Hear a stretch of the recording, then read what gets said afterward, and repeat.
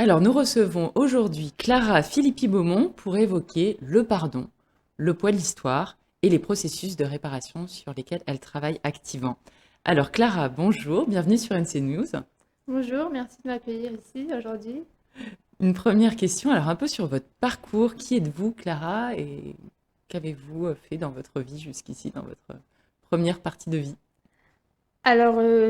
Donc originaire du Caillou, du côté de ma maman, descendant d'un arrière-arrière-grand-père bagnard, et du côté de mon papa, ce sont des origines italiennes. Il est arrivé ici tout petit, donc voilà, je dirais un métissage un petit peu à la calédonienne. J'ai fait toute ma scolarité ici, à Nouméa, et ensuite je suis partie au Canada pour faire une licence en sciences politiques et relations internationales. Alors à la base, c'était pour travailler au Moyen-Orient dans l'antiterrorisme, mais finalement, mon chemin a un petit peu dévié. Vers les processus de C'est réconciliation. ça, c'est Et ça, vous en avez et fait un mémoire. un mémoire que j'ai rédigé du coup en Belgique. En Belgique, dans une université pas loin de Bruxelles, avec une encadrante qui a basé toute sa carrière sur ces questions-là et du coup je pense qu'il m'a transmis un peu de sa passion. Est-ce que c'est un sujet qui vous tenait à cœur, que vous tenez de votre histoire personnelle? Comment vous en êtes arrivé à vous intéresser à ces problématiques? Alors, je dirais pas directement de mon histoire personnelle, mais je pense qu'il y a un petit lien. Par exemple, dans l'histoire de la famille, il faut poser des questions précises pour avoir les réponses. On en parle, hein, mais j'ai l'impression que c'est un peu flou. Et je pense que le mémoire aussi m'a permis d'en connaître davantage sur mon histoire personnelle.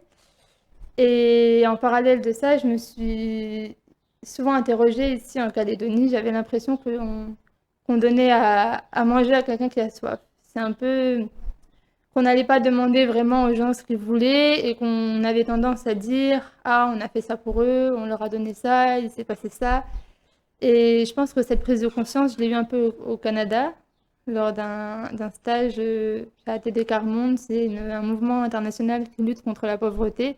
Et ils avaient tendance à dire, ah, les pauvres, ils ont besoin de ci, ça, ça, sans vraiment qu'on aille leur demander. Et en leur demandant, c'était pas du tout les réponses qu'ils avaient. Et ça avait fait un peu écho chez moi à la Calédonie. Donc quand vous dites réconciliation, c'est un processus de réconciliation entre les communautés par rapport autour des mémoires finalement et des blessures de l'histoire. C'est quelque chose qui inclut ces processus-là? Oui, oui, ici en Calédonie, on pourrait dire qu'on a des histoires et qui, par la violence de ces histoires, sont restées longtemps tabous, on n'en a pas vraiment parlé, et donc du coup, les personnes n'ont pas eu l'occasion de... Maintenant, c'est un peu différent, mais pendant longtemps, n'ont pas eu l'occasion d'en parler. Et les mémoires, on a différents types de mémoires. On a la mémoire individuelle qui est notre souvenir et la mémoire officielle qui est ce qu'on retrouve dans les manuels scolaires et la mémoire collective, ce dont on n'a pas trop de doute. Par exemple, le 14 juillet, c'est dans la mémoire collective, c'est le 14 juillet, c'est la fête nationale. Et du coup, ici en Calédonie, les mémoires individuelles sont très conflictuelles et elles ne se retrouvent pas toutes dans la mémoire collective ni dans la mémoire officielle. Et je pense qu'on a un gros travail à jouer là-dessus, un gros travail à faire plutôt. Et donc vous pensez que le travail de mémoire peut vraiment être une arme de réconciliation massive? C'est un sujet d'ailleurs que vous avez abordé dans un TEDx. Dans quelle mesure ce travail justement de mémoire peut permettre de réconcilier? Comment est-ce qu'on fait pour rapprocher les gens, pour penser ces plaies? Alors d'abord, je vais peut-être prendre le temps de revenir sur ce concept, travail de mémoire. Euh, il faut faire la différence entre mémoire et histoire. L'histoire, c'est des faits précis. Il s'est passé ça, ça c'est l'histoire. Et la mémoire, c'est plutôt le présent du passé.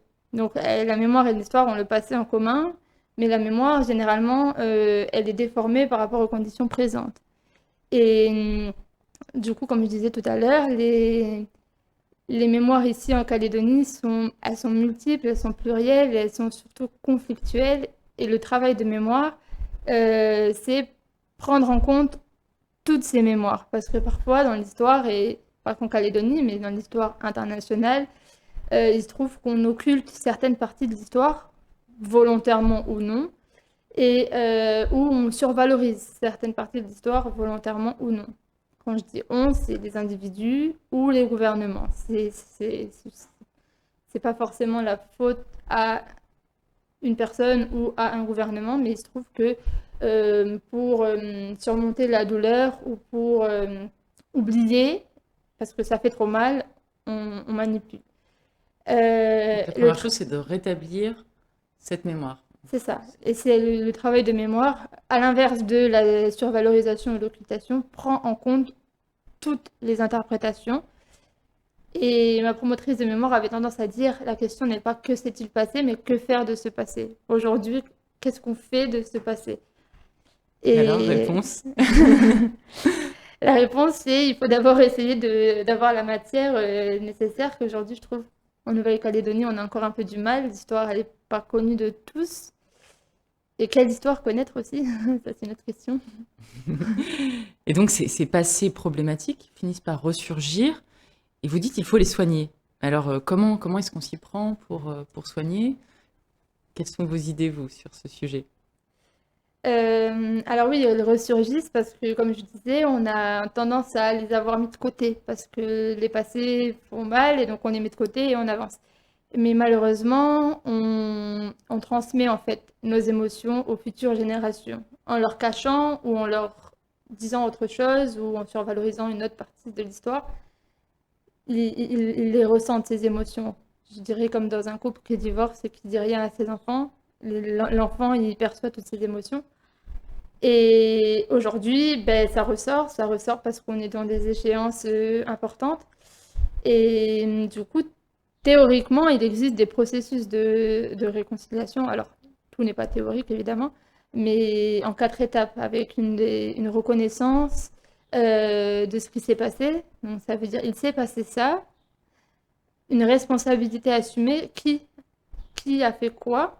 Donc, c'est un peu assumer le rôle de chacun. Un pardon, donc des excuses officielles, et un geste de réparation.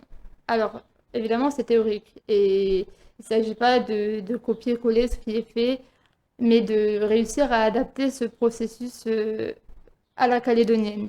Et dans la coutume kanak, on retrouve ce processus adapté au coutume kanak.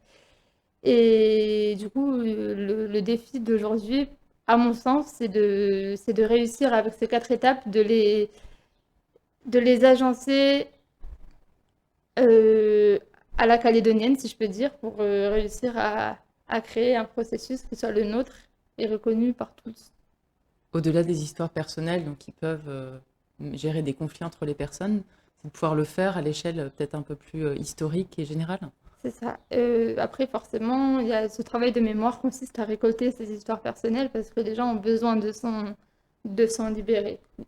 Après, il ne s'agit pas de faire un tribunal de il s'est passé ci, ça. Mais En tout cas, l'éducation a un rôle majeur à jouer là-dedans pour ce processus de réconciliation qui pourrait nous concerner d'ailleurs au-delà du 3e référendum et de ces échéances qui ont finalement été très clivantes. On pourrait utiliser ces méthodes pour essayer de s'affranchir de ce passé douloureux. Oui, alors du coup, lors de la représentation de TEDx, moi, ce que j'ai perçu, c'est l'émotion que j'ai perçue sans avoir discuté avec les gens, mais à la fin, au moment des applaudissements, quand les gens se sont levés avec leurs yeux brillants, l'émotion que j'ai ressentie, c'est elle nous apporte une solution, mais pour nous, c'est trop tard. Alors, Pourquoi trop tard? j'ai pas la prétention de dire que c'est vraiment ce que les gens Ressenti. ont dit, mais c'est ce que moi, dans leurs yeux, j'ai perçu. Et j'ai l'impression que peut-être la génération de mes parents ont déjà beaucoup vécu, ont vécu des choses peut-être différentes de notre génération, et donc c'est peut-être pas aussi facile, c'est peut-être plus compliqué pour eux de parler de réconciliation et de parler de tous ces processus-là. Et du coup, je me suis retournée vers l'éducation. Je me suis dit que si on apprenait déjà aux enfants à se réconcilier à l'école, parce que se réconcilier, c'est pas donné à tout le monde, le pardon, c'est difficile même dans la vie personnelle. Et si on l'apprenait à l'école, si on commençait dès le jeune âge, peut-être que plus tard, ces enfants-là seraient capables de se réconcilier à l'âge adulte. à l'âge adulte. Donc c'est peut-être trop tard pour la génération de vos parents, mais ça ne l'est pas pour la vôtre peut-être, et puis les générations suivantes. Alors, j'espère que c'est pas trop tard. Mais en tout cas, peut-être trop tard, c'est un peu fort, mais j'ai remarqué que la marche, elle était plus difficile à franchir pour les générations plus âgées. Donc tout commence à l'école avec des ateliers pour apprendre justement à se dire pardon, à gérer les conflits sans se frapper, sans venir à la violence. C'est ça, c'est un peu mon projet. Je monte une patente pour pouvoir faire des interventions en milieu scolaire à partir d'activités ludiques sur la différence entre l'autre, l'appréhension de l'autre, l'appréhension de la différence, la, la différence de point de vue. Je peux avoir un point de vue différent de mon camarade qui est tout aussi valable. Toutes ces questions-là et j'espère pouvoir commencer à la rentrée prochaine, donc je vous dirai si. Ah bah, si ça aboutit, Oui. oui. Et comment ça se profile. Et la deuxième chose dont vous vouliez parler, c'était Alors, le travail de mémoire. oui, sur le travail de mémoire, la question c'était comment en pratique on peut mettre ça. Alors, j'ai pas de solution toute faite, hein. S'il y en avait une, on ne serait pas au troisième référendum aujourd'hui. Mais avec l'association Demain en commun, on a commencé à réfléchir sur les caravanes de la mémoire. C'est un procédé qui a été mené en Espagne après la guerre. Et en fait, il s'agirait là d'un car, d'un bus qui sillonnerait la Calédonie pour récolter les mémoires des gens. Pour nous, enfin, on pense que c'est un préalable avant de passer aux étapes et de mettre en place un processus de réconciliation. On pense qu'il faut d'abord libérer les gens de tout ça parce qu'il y a encore des gens aujourd'hui en Calédonie, je pense, qui n'ont pas parlé, qui ont des choses qu'ils n'ont jamais dites et que Des rancœurs. les rancœurs, c'est trop dur, c'est lourd sur leurs épaules et ça se transmet de génération en génération et ces émotions n'appartiennent pas à ces enfants-là en fait. Ils se retrouvent avec ce poids-là, ils ne devraient pas. De les collecter, ça pourrait être une sorte de catharsis en fait, de les Oui, libérer voilà, de ce c'est ça, poids. c'est exactement ça, de pouvoir après je suis pas historienne, mais du coup, de travailler du coup en collaboration avec les historiens pour voir qu'est-ce qu'on fait de ça et comment on avance dans le processus de réconciliation, comment on le met en place, parce que ce sont 4 étapes, encore une fois, théoriques, mais qu'il faut s'approprier ici en Calédonie. Ailleurs, ça a été fait en Nouvelle-Zélande, en Australie, en Afrique du Sud, et chaque pays, chaque nation a fait ça en prenant en compte ses cultures, ses valeurs. Donc, il s'agit de ici trouver comment on peut adapter ça ici. Eh ben, très bien. Merci beaucoup Clara Filippi pour ces quelques échanges sur ces thématiques qui nous concernent tous. Et puis à bientôt sur NC News pour une prochaine Et émission. merci à vous.